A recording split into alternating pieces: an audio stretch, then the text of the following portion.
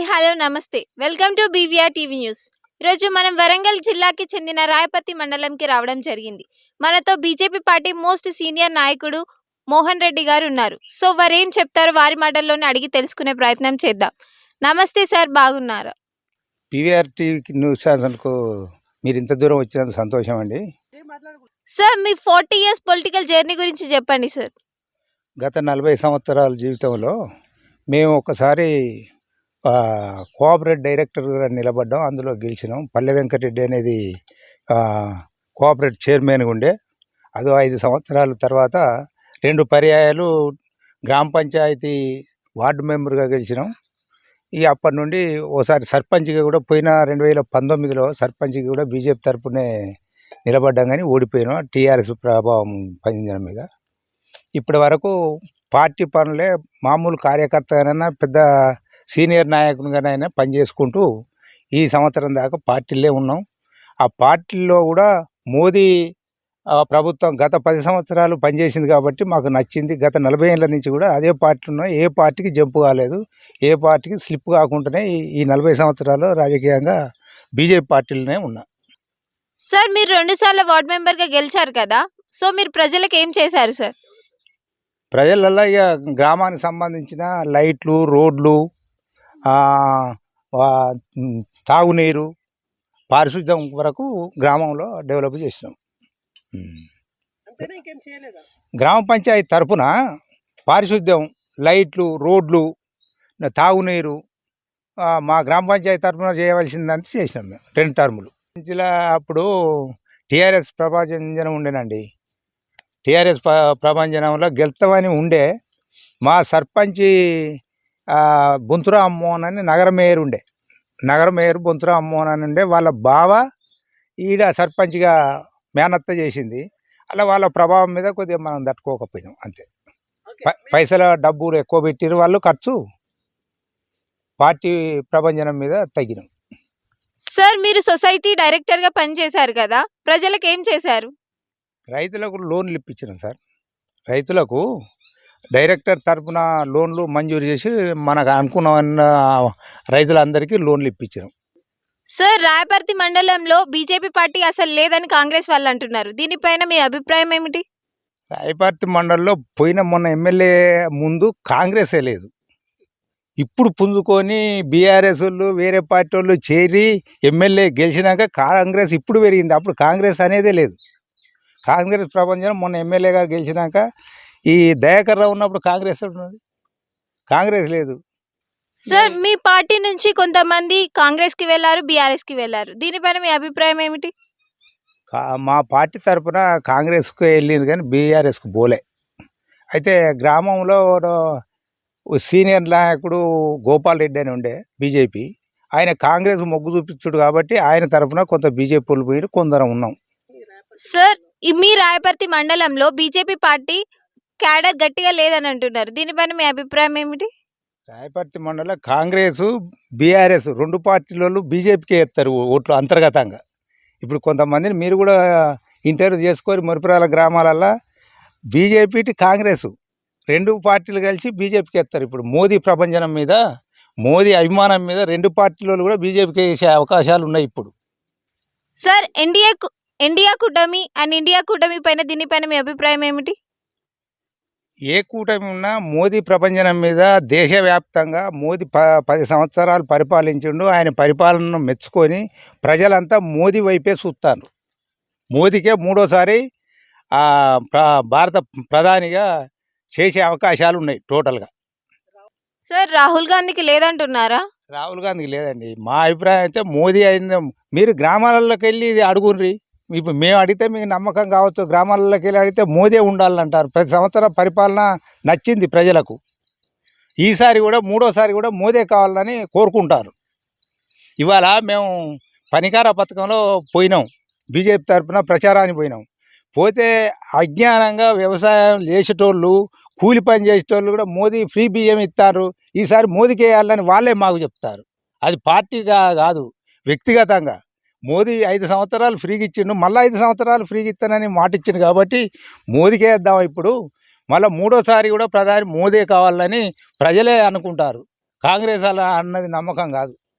Sir ఇక్కడ Congress party గ్యారంటీలు చూపిస్తుంది. సో దీంతో వాళ్ళు బీజేపీకి ఓట్లు పడవని అంటున్నారు. దీనిపైన మీ అభిప్రాయం ఏమిటి? కాంగ్రెస్ పార్టీ గ్యారంటీలు ఇప్పుడు ప్రజలు చూసిండ్రు, అవి పూర్తి కాలే, సగంలో ఆగిపోయినాయి.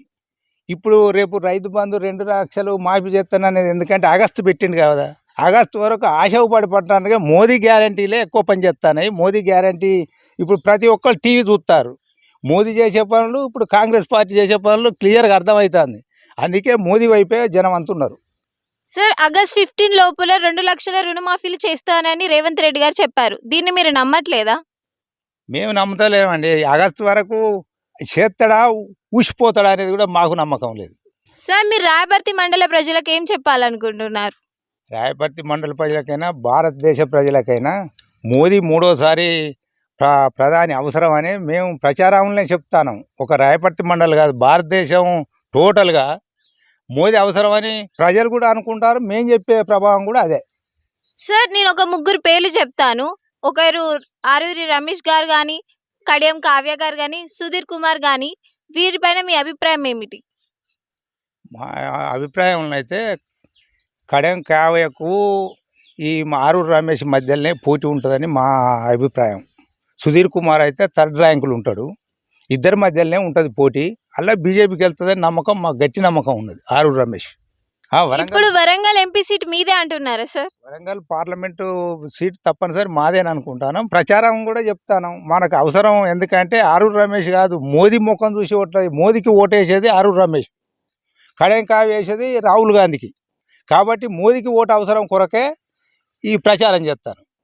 సార్ గతంలో ఓడిపోయిన ఆరూరి రమేష్ గారు ఇప్పుడు ఎలా గెలుస్తారు?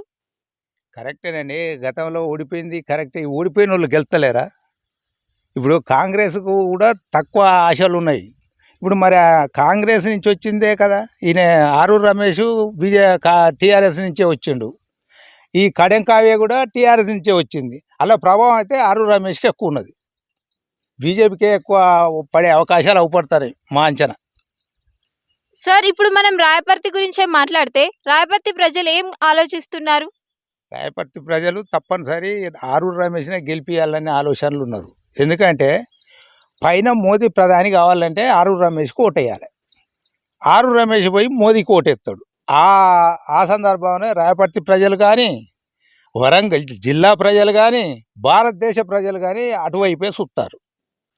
సార్ మన కాన్స్టిట్యూషన్లోకి మనధర్మ శాస్త్రం తీసుకొస్తున్నారని మిగతా పార్టీ వాళ్ళు అంటున్నారు. దీనిపైన మీ అభిప్రాయం ఏమిటి? ఏ పార్టీ లేదు, కాంగ్రెస్ పార్టీ ఒక్కటే అంటది. ఎందుకంటే బీజేపీకి తక్కువ ఓట్లు రావాలనే ఆలోచన మీద ఈ ధర్మం చేస్తాను, ఆ ధర్మం చేస్తాను, దేవుణ్ణి నమ్ముతాను, దేవుణ్ణి మొక్కుతాను, దేవుని పేరు ముందు తెస్తాను అనేది కాంగ్రెస్ వాళ్ళు ఒక్కళ్ళు తప్ప ఇవ్వాలన్నారు. Sir last and final question, KCR garu hat trick కొట్టలేకపోయారు. So వారు ఏం చెప్పాలనుకుంటున్నారు మీరు? కేసీఆర్ కూడా ఈసారి కూడా వాళ్ళ సీట్లు రావండి మా అంచనా. అయితే కాంగ్రెస్ బీజేపీ మధ్యలోనే ఉంటుంది రాష్ట్ర స్థాయిలో మొత్తం. కేసీఆర్ కూడా ఆర్భాటంగా పనిచేస్తారు, వాళ్ళు కూడా ప్రయత్నం చేస్తారు. కానీ మా అంచనాలు అయితే కేసీఆర్ రంగంలో ఇప్పుడు మాకు పోటీలే లేడనిపిస్తుంది. బీజేపీలో కాంగ్రెస్ బీజేపీ మధ్యలోనే ఉంటుంది ఏ సీట్ అయినా.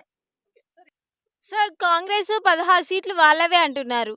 బీఆర్ఎస్ పార్టీ వాళ్ళు కూడా వాళ్ళ 16 సీట్లు వాళ్ళే అంటున్నారు. సో మీరు ఎలా గెలుచుకోబోతున్నారు సార్? అన్ని రాష్ట్ర స్థాయిలో మొత్తం ఉన్నది 17. అందరు 16 అంటే ఎక్కడి నుంచి పుడతాయి? అది కాదు. కానీ వాళ్ళ అంచనా అట్లున్నది. మన కేసీఆర్ ఏమన్నాడు ఎమ్మెల్యే ఎలక్షన్లో, మాకు అన్నీ వస్తాయంటే ఎన్ని వచ్చినాయి? సగం వచ్చినాయి. ఇది కూడా అదే ఆలోచన అట్నే ఉంటుంది. అన్ని మనవి అంటారు కానీ అట్లా ఏడొస్తాయి రావు. ఉన్నాయే 17 ఇట్లే మూడు పార్టీలే. సార్ వరంగల్ పార్లమెంట్ ప్రజలకి మీరు ఏం చెప్పాలనుకుంటున్నారు? వరంగల్ పార్లమెంటు ప్రజలకు మేము చెప్పవలసింది ఒక్కటేనండి, ఆరూరు రమేష్కి ఓట్లేసి ఈ ఒక్కసారి బీజేపీ క్యాండిడేట్ను పార్లమెంటు సభ్యునికి పంపి మోదీకి ఓటేయాలనే అభిప్రాయం మీద మేము చెప్పే వరంగల్ ప్రజలందరికీ అదే మా అభిమానం. ఆరూరు రమేష్ని ఈ ఒక్కసారి గెలిపియండి. ఆరూరు రమేష్ పోయి మోదీకి ఓటేస్తాడు, కేంద్రంలో మోదీ ప్రభుత్వం నిలబడాలనేది కోరిక. మా ఆలోచన అయితే కాంగ్రెస్ అధ్యక్షుడు రాహుల్ గాంధీ ఈ అధ్యక్ష పదవికి అర్హుడు కాదని మా దృష్టి. ఈ 10 సంవత్సరాలు మోదీ ప్రభుత్వం పనిచేసింది. సమర్థుడు అనే నమ్మకం ఉన్నది. అందుకే మోదీనే సమర్థుడు కావాల్సింది, ప్రధాని కావాలని కోరిక. కాంగ్రెస్ ప్రభుత్వంలో సమర్థుడు లేడు. సో ఇదండి ఇవాల్టి ఇంటర్వ్యూ. మళ్ళీ మరొక ఇంట్రెస్టింగ్ అండ్ ఇంపార్టెంట్ టాపిక్‌తో మళ్ళీ మీ ముందుకు వచ్చేంత వరకు చూస్తూనే ఉండండి BVR TV news. Until then bye bye. Take care.